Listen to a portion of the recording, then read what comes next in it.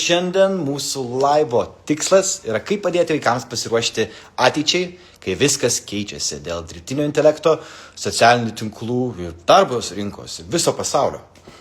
Tai šiandien bus aš, Kristijonas, vienas iš robotikos akademijos įkūrėjų, kurių 13 metų mokinuosi, kaip būti profesionaliu vaiku, tyrinėdamas jų žaislus, kaip Lego robotai, tyrinėdamas jų mėgstamiausius įrankius, kaip planšetės ir ieškodamas tų ateities įrankių, kad į robotikos akademijos būrelius visiems Lietuvos vaikams galėčiau atnešti įrankius, su kuriais jie galės kurti ateitį, prasmingai mokydamėsi šiandien. Trumpas teaseris prieš judant toliau, tai šnekėsime apie alfa kartą.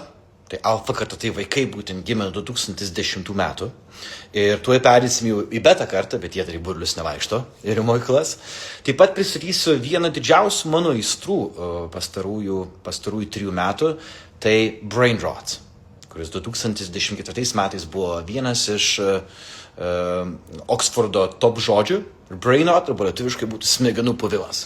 Tai mūsų visų negebėjimas išlaikyti dėmesio, negebėjimas išlaikyti ilgai koncentracijos ir praradimas valios galios. Ir jau galvoti, kad jums kaip suaugusiems sunku, tai jaučiate namuose ir darbuose, tai įsivaizduokite kaip sudėtinga vaikam, kurie yra užaugę tarp socialinių medijų, kompiuterinių žaidimų ir prie visko, kas labai lengvai yra pasiekiama. Ir tai net jau neuromokslininkai tyrinėdami suaugusių ir vaikų smegenis gali užfiksuoti net nuo smegenų skenų, kad brain rot arba smegenų puvimas yra reali problema.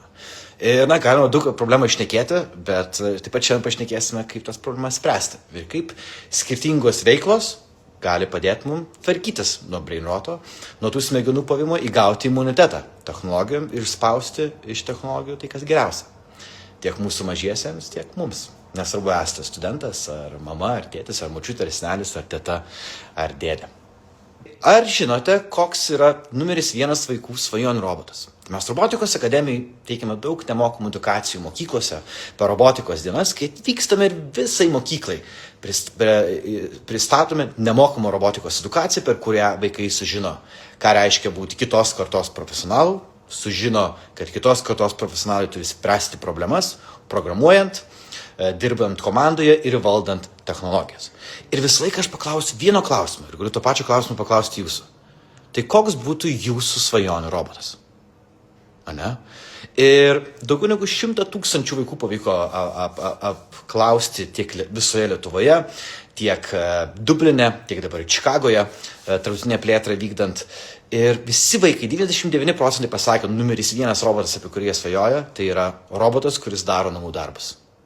Ir juokinga, kad tai nebuvo tik tai fantazija, ar ne, kad robotas galėtų namų darbus daryti, Lego arba humanoidinis robotukas, o dabar su generatyvaus dirbtinio intelekto įrankiais vaikai ir daro namų darbus. Tai jie gavo savo svajonių robotą, tik tai ne fizinį, o skaitmeninį. Ir tos svajonės ateina su pavojais, apie kuriuos irgi aptarsime. Tai, kadangi judame toliau, tai šnekėsime apie alfa kartą ir labai kertinis dalykas apie alfa kartą, kadangi šnekėsim daug apie jūsų vaikus ir apie kaip padėti jiems pasiruošti ateičiai, tai yra pirmoji karta, kuri niekada negyveno be išmaniųjų telefonų. Todėl arba išmaniųjų įrenginių. Ar tai būtų planšetė, telefonas, išmanus laikrodis, tuoj bus išmanieji akiniai, kur galėsite irgi tai pamatyti. Tai jūs to nesigaus. Neįmanoma. Tai reikia tiesiog išmokinti jūs turėti sveiką santykį turėti. Dar keli įdomus faktai apie alfa kartą ir jų technologinius įpročius. Tai žinote, kad 9 metų amžiaus vaikas vidutiniškai prie ekrano praleidžia 4-6 valandas. Vidutiniškai. On average. Būtų labai įdomu, jeigu patys pasižiūrėtumėt savo telefonuose screen time, kiek praleidžiat jūs. Nes daug ką pastebėjom, daug tėvų ateina, išsitraukia telefoną ir sako, kodėl tu neskaitai knygų patys scrollindami. Tai supraskime, kad vaikai mokinasi iš pavyzdžio, tai jeigu norime, kad vaikai daugiau skaitytų knygų vietoj buvimo telefono, tai būkite tas gerasis pavyzdys. Nes lengva labai sakyti kitiems, kad jie darytų tai, ko pats nedarai. Ir kadangi mes tiek daug naudojame išmanių įrenginių, ypatingai alfa karta, numeris 1 dalykas, kas labiausiai prastėjo, ir tai daugybė neuromokslininkų ir švietimiečių, mokytojų, net darbdavių mato Gen Z ir ypatingai Gen Alpha kartoje, tai kad dėmesio trukmė per 20 metų sutrumpėjo 30%. Bet kitas privalumas rado išmoko jaunesnės kartos greitai tą dėmesį permetinėti. Taip, žinome, kad attention spanas arba gebėjimas išlaikyti dėmesį labai stipriai stumpėnė, tik 30% per mūsų 20 metų. Ir dabar pašnekėkime šiek tiek, kadangi šnekėsime apie ateitį ir vaikus, tai apie technologijų pasaulį ir Lietuvą. Tai žinote, kad dabar Robotikos akademija savo veiklą 13 metų vykdo, mes jau esame išsiplėtę gal 600 lokacijų, turime 100 mokytojų ir mes mokiname vaikus, kaip spręsti problemas naudojantis Lego robotais. Tai visi, kas užauga su Lego, žinote, kad Lego ilgamžis, gali konstruoti, išlaisvina tavo kūrybiškumą, gali konstruoti pagal instrukcijas, be instrukcijų. Ir kuo skiriasi Robotikos akademijoje naudojami Lego robotai negu namuose, tai kad tai yra ne tik paprastas Lego detalės, bet ir išmanus komponentai. Procesorius, motorai ir sensoriai. Nes robotas yra mechaninis įrenginys, kuris jaučia, planuoja ir atlieka. Ir dabar robotika jau yra dabartis. Ir noriu pasveikinti visus, kas jau lanko pas mus arba ruošiasi lankyti, kad mes esame pasaulyje, vieni daugiausia pasaulyje besimokančių robotikos atstovų pagal populiaciją. Ir ko tai privedė, kad net turime 16-18 metų amžiaus kategorijai pasaulio čempionus robotikos varžybose. Tai robotikos būreliai veikia taip pat tampa sportais ir atsiveria į karjeras. Nes lyginant su kitais sportais, ne visi gali patapti krepšinio, futbolo ar kitų sportų profesionalai, bet inžinerijos ir technologijų profesionalais praktiškai gali patapti kiekvienas. Tai vad grįžtant apie švietimą ir ateitį, va čia taip atrodo Lego robotai, kur pas mus pirmokai, ketvirtokai dėlioja.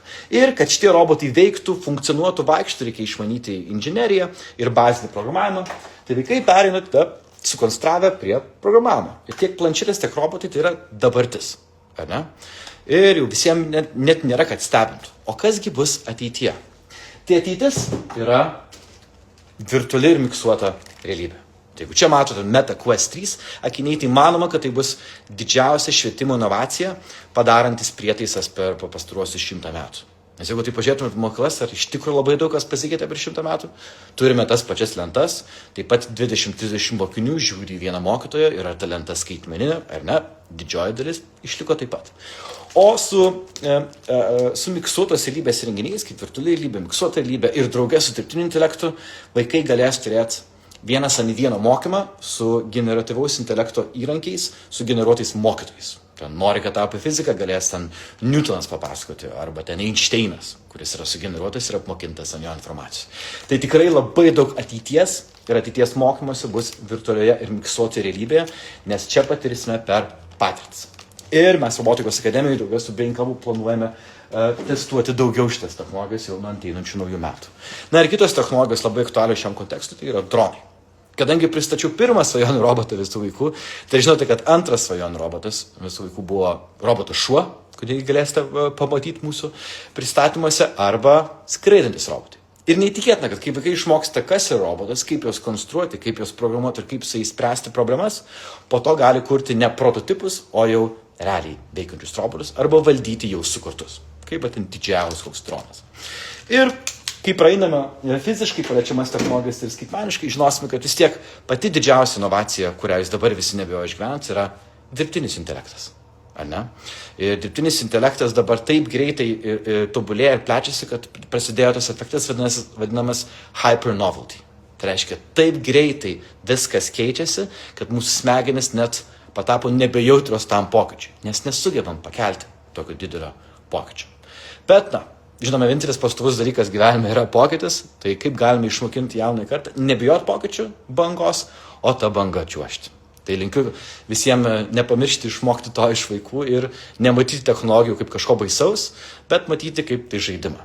Ne viskas turi būti apie problemų sprendimą, nes jau gyvenimas būtų tik tai vien apie problemų sprendimą, nebūtų įdomu gyventi. Aš manau, kad gyvenimas yra ir apie potyrių kūrimą, apie atradimo džiaugsmą, apie nuotykių suradimą ir tų nuotykių ir istorijų dalymasi savo artimais ir brangiais žmonėmis arba bendraminčiais.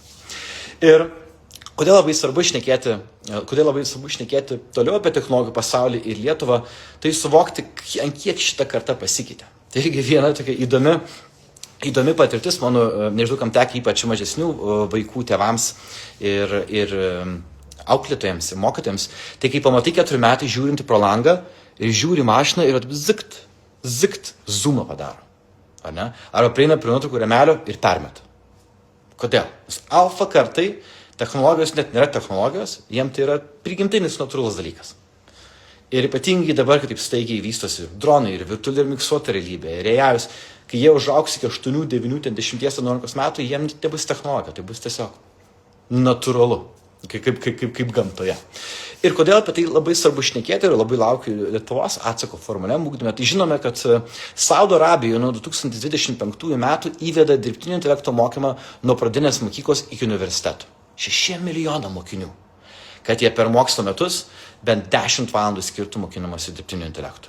Kaip kurti teisingus promptus, kaip etiškai naudoti ir kaip nenaudoti dirbtinio intelekto, kad jis atrofuotų tą smegenų dalį atsakingą už kritinį mąstymą, informacijos pasisavinimą ir jos pritaikymą. Nes dabar dauguma žmonių, kai naudoja dirbtinį intelektą, ypatingai vaikai, jie nenaudoja jo kaip įrankio, kuris pagilintų žinias, bet naudoja kaip palengvinimą, kad už juos padarytų. Ir praranda visą esmę, kad šiaip mokykla treniruoja mūsų smegenis.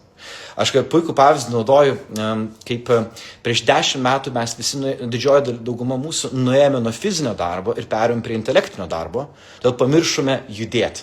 Ir tada pasiekėm mentalinės sveikatos krizę ir pamatome, kaip mūsų kūnams svarbu turėti fizinę apkrovą. Ir dabar matote fitneso renesansą, gamtos renesansą.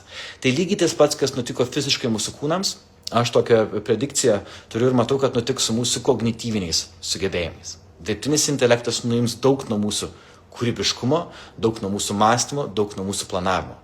Ir smegenis turi tokią tendenciją, kaip ir kūnas, pašalinti ir prarasti tai, ko nenaudoja. Todėl kaip niekad ateityje bus svarbu sukurti savo pačiam ir savo aplinkai, savo vaikams, savo kolegams užduočių ir veiklų, kurios kognityviškai treniruotų smegenis. Ir tai būtų lavinamas dėmesys, atmintis, koncentracija, emocijų identifikavimas ir reguliavimas ir labai svarbi valia. Ir tas agency, tai patikimumas, kad pabaigsi tą užduotį, kurią pasakėjai, kad pradėjai ir kad įgyvendinsi. Ir to labai trūksta vaikams. Ir kaip pradėjom šnekėti, kad tai net formaliam ugdyme yra pas Saudo Arabus, tai lygiai tas pats tinka Kinijoje. Hangžu mieste AI pamokos yra privalomos jau nuo darželio. Įsivaizduojate, pas kiniečius jau nuo 4-5 metų per metus turi 10 valandų praleisti formaliam ugdyme, besimokinant apie dirbtinį intelektą. Ir kas neįtikėtina ir sutinga, aš kaip švietimietis pasakoju visiems, nes kas pats tuo gyvenu, apie dirbtinį intelektą mes robotikos akademijoje pradėjome kaip personažais dalintis prieš 6-7 metus. Jau tada mus laikė bepročiais. Kodėl jūs mokinote vaikus tokių sudėtingų konceptų nuo tokio ankstyvo amžiaus? Nežinom, kad vieną dieną ta diena ateis ir kaip įdomu matyti, kai ta diena atėjo. Ir toliau šnekant apie gerus šalis ir pavyzdžius, kaip paruošti vaikus ateičiai, ypatingai mokinti apie tas pažangiausias technologijas, tai mūsų kaimynai estai.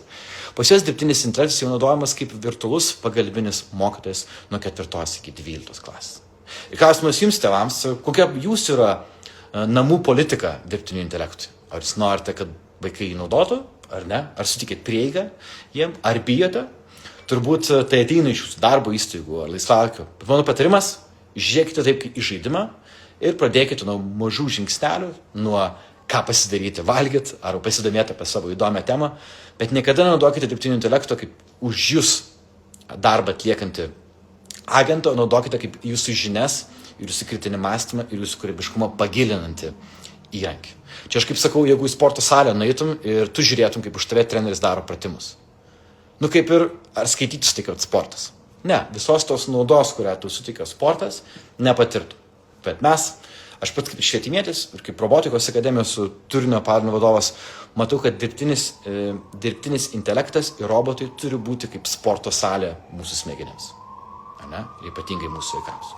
Kad jie jaustųsi gerai, žinotų savo sugebėjimus ir juos skirtingai nukreiptų.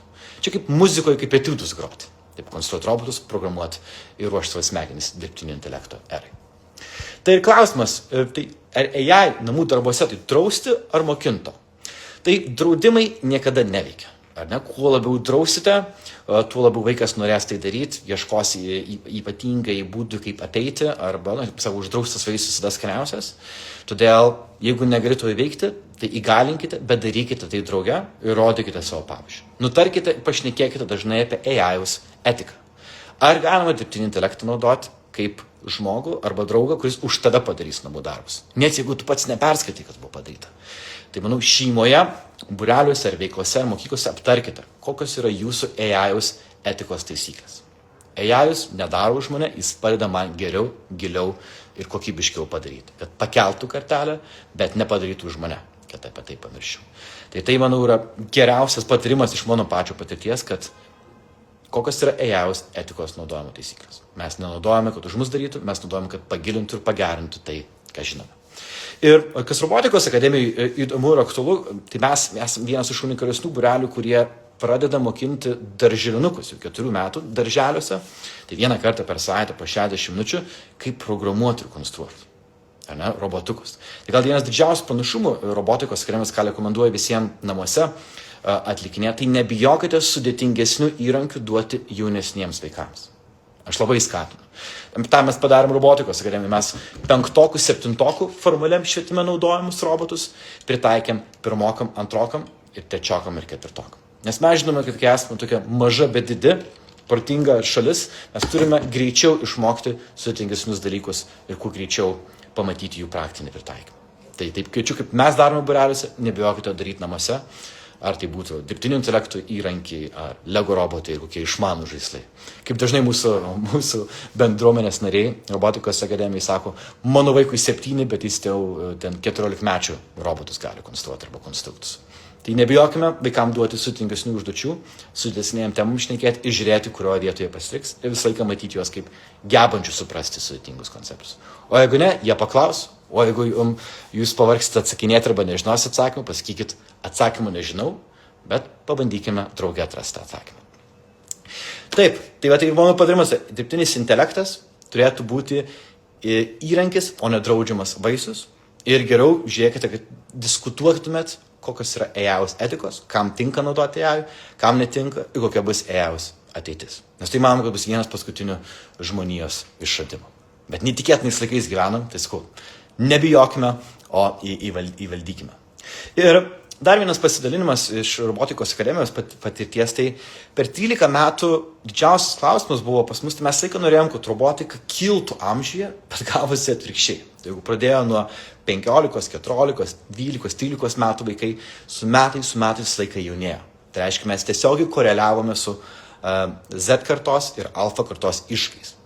Dėmesio trumpėjimu, koncentracijos trumpėjimu, valios raumenim, kad ir tai atliepiam savo turinėje. Tai labai ir vienu momentu yra liūdna, kad taip yra, kad vis kartą gali trumpiau išlaikyti dėmesį, bet kitu atveju tai yra galimybė ir iššūkis, kur mes norime apsimti ir savo veiklomis, bei mūsų savo patarimais ir įžvalgomis pasidalinti su jumis, kaip tą dėmesį treniruoti. Tai kadangi mes negalime įveikti to, ko nesame brėžę, tai pašnekėkime daugiau apie brain rot.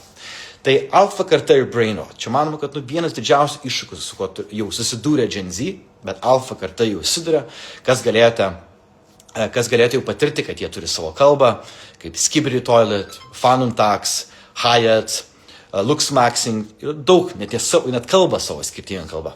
Ir reikia nepykti, kiekviena karta tą turėjo, bet kaip niekada tai yra stipriai išreikšta dėl tokios plačios prieigos prie išmaniųjų įrenginių. Ir kokie yra simptomai brain rot? Tai trumpėja dėmesys, sunku gilintis į temas, labai daug yra vartojama pasyvaus turinio ir technologijos patampa kaip soskė kūdikiams, kad nusiraminti, nukelti savo kognityvinius gebėjimus ir leisti jiems pavegetuoti. Ir dar didžiausia problema, ką sukelia išmanios technologijos, ko turėtumėt vengti, tai didelis kontekstų šuolis. Jeigu yra stories, shortsai, reelsai, kur daug šokinėja skirtingų temų ir tik užkelia aukštai dopaminą, tada dopamino thresholdas arba riba yra tiek užkelta, kad bet kas kitas vaikui yra nebeįdomu.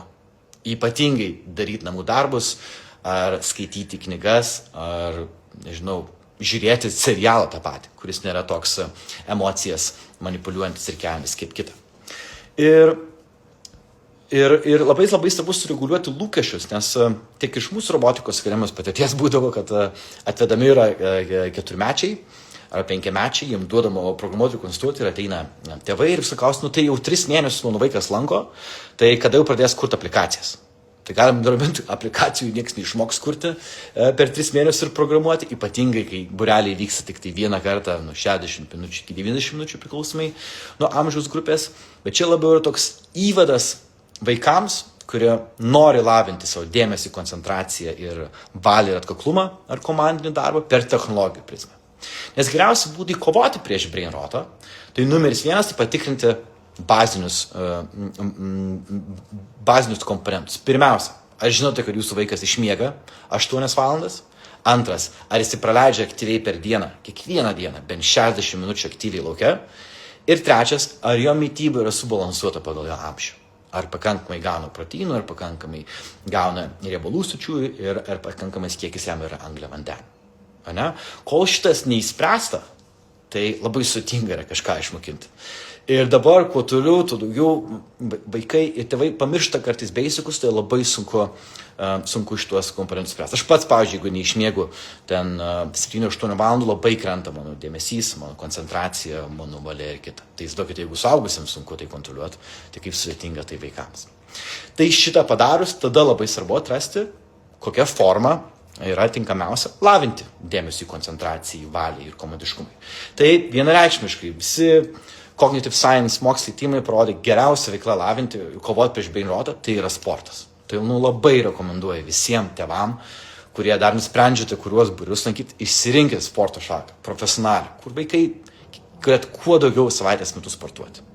Kuo greičiau patirtų nesėkmės ir sunkumus ir išmoktų su jais tvarkytis. Ir jeigu jūsų vaikas nėra sportiškas ir labiau traukia prie menų, muzikos mokymas, paišymas, tapyba, šokiai, neįtikėtina yra nauda smegenims ir viskas išmoksta tose būreliuose tiesiogiai konvertuosis į jūsų vaikų akademinius sugebėjimus.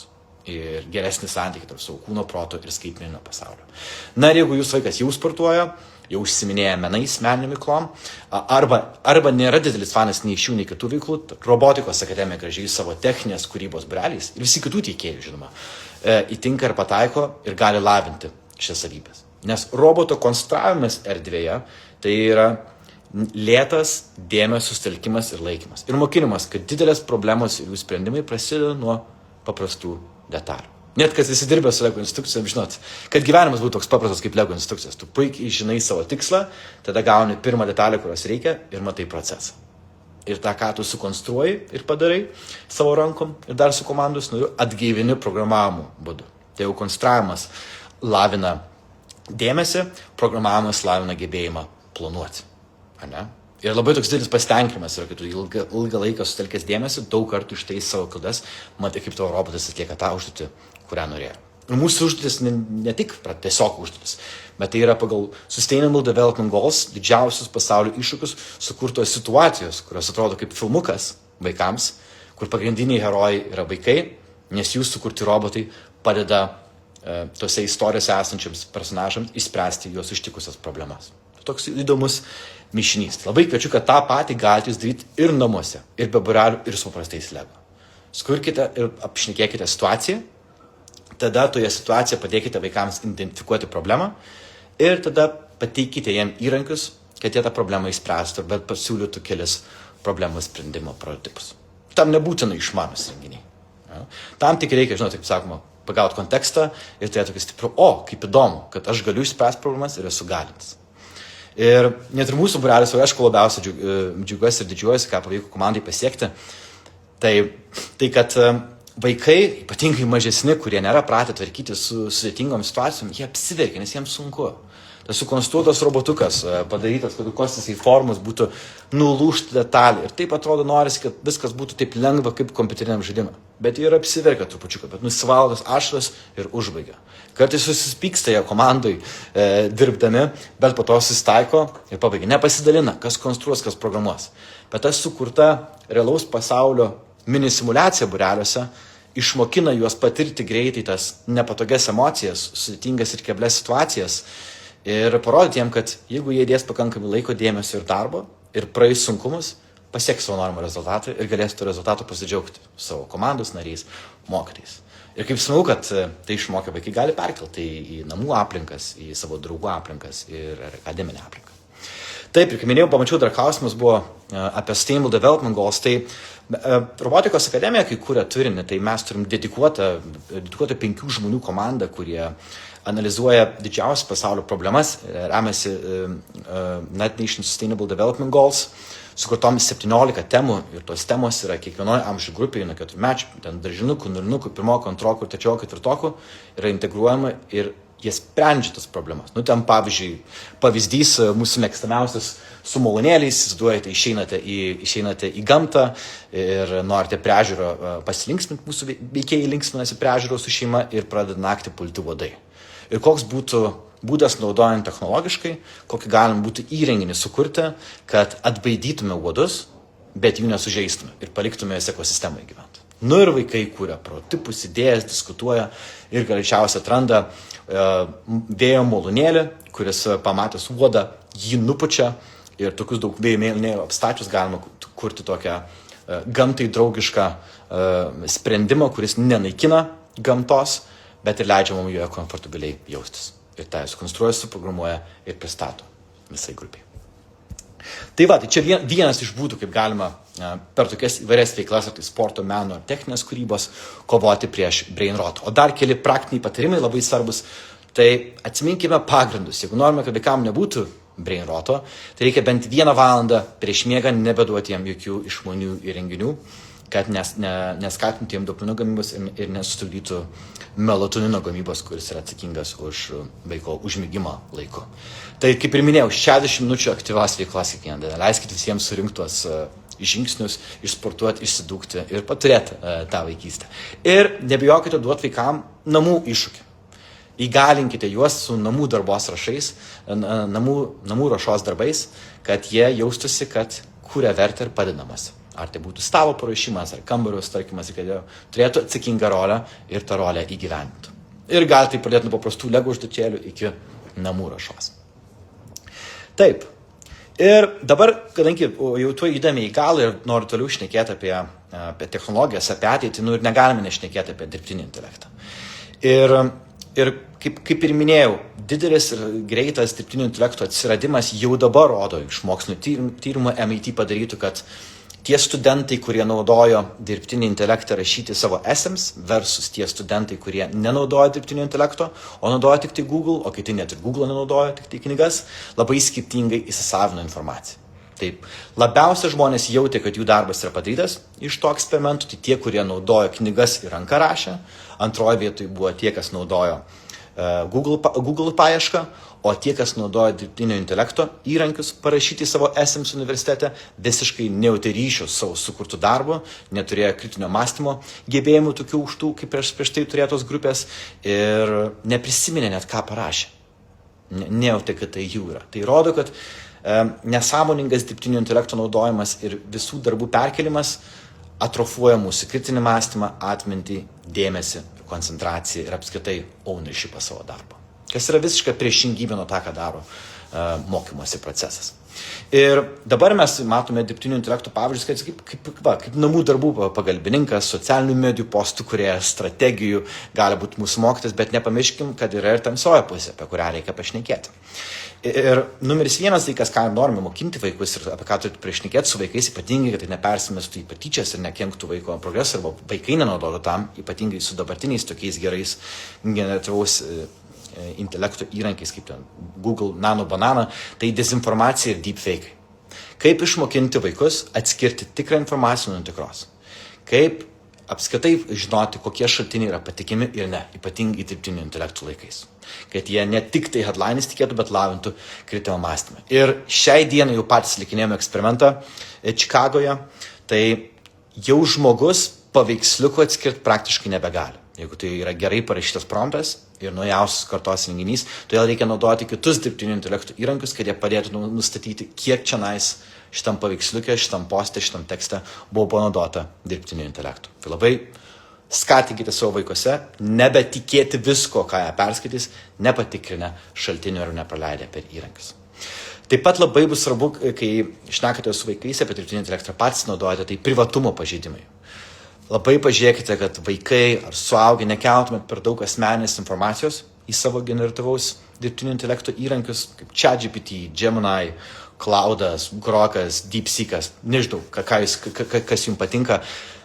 Būtinai pažymėkite, atraskite varneles, kad jūsų keliama informacija nėra naudojama modelio treniravimui. Ar ne?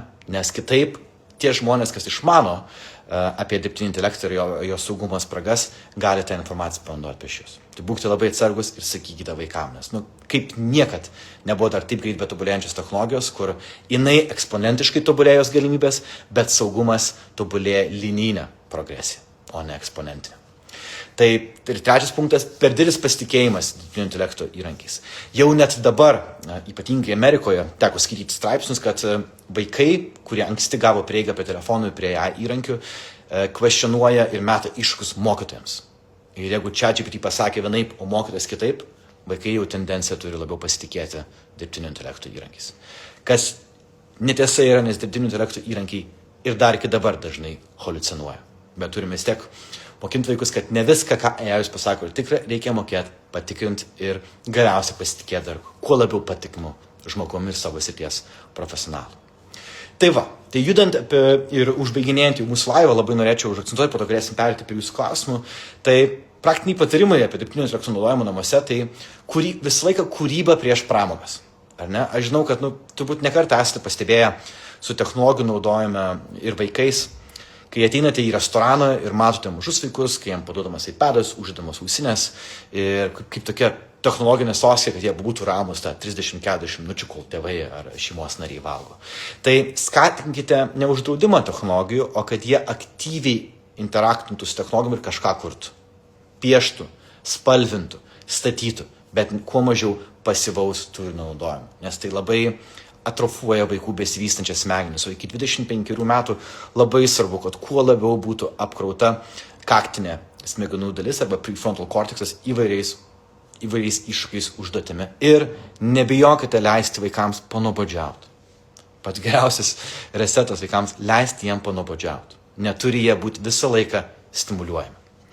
Toliau, labai svarbi taisyklė, jeigu norim patarti, kai šnekant apie technologijas, padaryti tokią taisyklę, jokių telefonų miegamuosius. Sukurkite, pastatykite iš to pačio Lego namukus ir miegamuosius vaikų telefonams ar planšetėms, kurie gyventų svetainį ir turėtų savo namus. Kad kiekvienas daiktas namuose turėtų savo namą.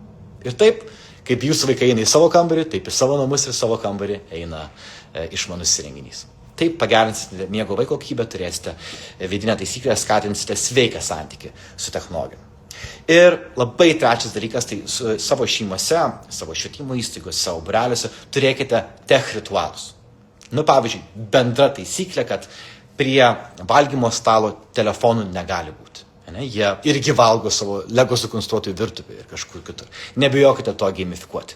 Ir tada, jeigu jūs prigaunate vaikus, kad jie neskiria dėmesio jums, o skiria daugiau išmaniems įrenginiams, kada to nereikėtų daryti, kad jūs pasakot stop, bet lygiai taip pat ir vaikai gali pasakyti jums. Tada tos taisyklės tikrai veiks.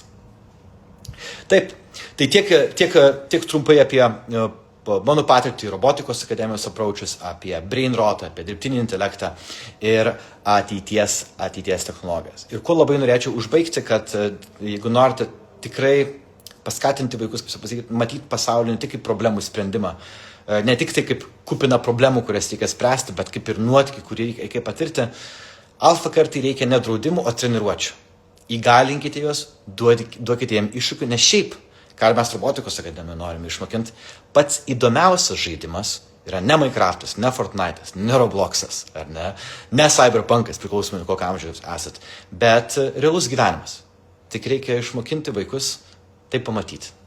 Nes viską, ką čia išmokstam, yra labai smagu, kad galime kurti tokioje objektyvioje realybėje, kurią galime su visais dalinti. Ir tai, kai išmokstame, kas yra praktiško, tai galime pasidalinti su tai, kas mums rūpi. Mūsų šeimos nariais, mūsų draugais, mūsų artimaisiais, mūsų mokytais. Tai labai rekomenduoju viską daryti per istorijas, tas mūsų smegenys yra istorijų žaidimai, kad atsirastų prasmė. Alfa karta yra labai suinteresuota prasme. Nes jų visi žaidimai turi prasmę. Turi istoriją, turi įkvėpinius personažus. Nebijokite net ir neįdomiausias namų darbų užduotis ar namų ruošos darbų užduotis įvelti ir istoriją ir pasakyti, kad tai, ką jie padaro, yra labai svarbu šiame kontekste. Nes yra ta akimirka. Ir pabaigai noriu užbaigti. Tai pirmiausia, norėjau padėkoti, kad skirėte tiek laiko, uždavėt klausimų, kur ne visus spėjau pamatyti. Labai norėjau pasveikinti visus su naujais mokslo metais ir palinkėti būti žingeidiem, būti smalsiem, nebijoti technologijų bangos, o išmokti čiuožti. Ir jeigu dar nenusprendėte, prie kurio būrelio prisijungti, labai kviečiame pamėginti Robotikos akademiją. Nes mes jau 13 sezoną laukime jūsų su atnaujintais robotais, atnaujintom užduotim, įtrauktų dirbtinių intelektų į ugdymo programą ir inovacijom ir naujienom. Čia buvo aš, Kristijonas. Noriu padėkoti labai komandai, kuri taip stipriai pušinat į priekį šitą 13 sezoną. Ir ką? Gražių mokslo metų. Dėkui visiems už šį vakarą ir iki pasimatymo. Iki.